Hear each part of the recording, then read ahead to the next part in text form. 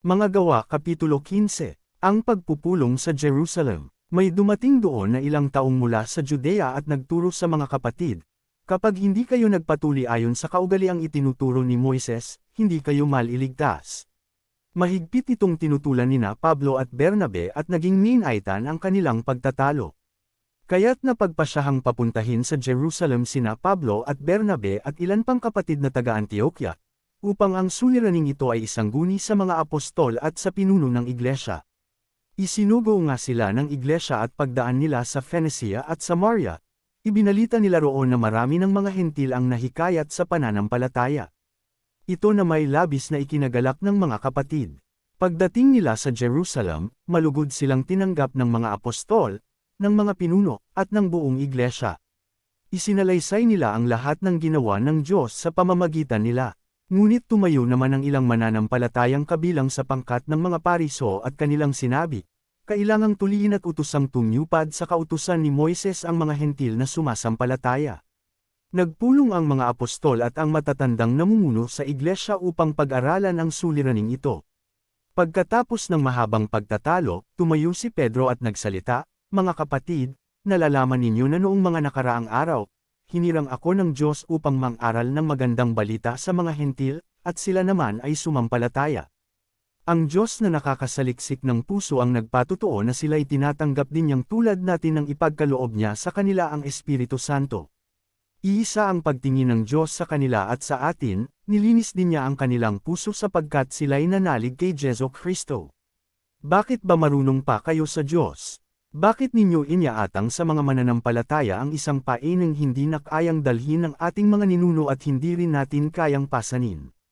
Sumampalataya tayo at naligtas sa pamamagitan ng kagandahang loob ng Panginoong Hesus, gayon din naman sila. Tumahimik ang buong kapulungan at nakinig sila habang isinasalaysay ni Bernabe at Pablo ang mga himalang ginawa ng Diyos sa mga hentil sa pamamagitan nila. Pagkatapos, si Santiago naman ang nagsalita, mga kapatid, makinig kayo sa akin. Katatapos pa lamang isalaysay ni Simon ang unang pagkatawag ng Diyos sa mga hentil upang sila rin ay maging bayan niya. Ito ay sumasang-ayon sa ipinahayag ng mga propeta, tulad ng nasusulat. Pagkatapos nito ay babalik ako, at muli kong itatayo ang bumagsak na kaharian ni David. Muli ko itong ibabangon mula sa kanyang pagkaguho, upang hanapin at sambahin ng lahat ng mga tao ang Panginoon. Ng lahat ng bansang tinawag ko upang maging akin. Ganoon ang sinabi ng Panginoon na nagpahayag ng mga bagay na ito mula pa noong una. Kaya't ang pasya ko'y huwag nating gawing mahirap para sa mga hentil ang paglapit sa Diyos. Sa halip, sulatan natin sila at sabihang huwag kumain ng anumang inihandog sa Diyos-Diyosan, huwag makikiapad, huwag kakain ng hayop na binigti, at huwag kakain ng dugo. Sapagkat mula pa noong unang panahon, ang kautusan ni Moises ay binabasa na sa mga sinagoga tuwing araw ng pamamahinga at ang aral niya ay itinuturo sa bawat bayan. Ang sulat sa mga hentil na sumasampalataya. Kaya't minabuti ng mga apostol, ng mga pinuno ng iglesia, at ng buong iglesia na pumili ng ilan sa kanila upang suguan sa Antioquia, kasama nina Pablo at Bernabe. Ang mga napili nila ay si Judas na tinatawag na Barsabas at si Silas, na mga lalaking iginagalang ng mga kapatid. Ipinadala nila sa kanila ang sulat na ganito ang nilalaman. Kaming mga apostol at pinuno ng iglesia ay bumabati sa mga mananampalatayang hentil sa Antioquia, sa Syria at sa Cilicia.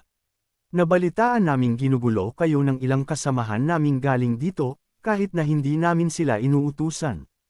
At binabagabag nila kayo sa pamamagitan ng kanilang itinuturo, kaya't napagkaisahan naming magpadala sa inyo ng mga sugo.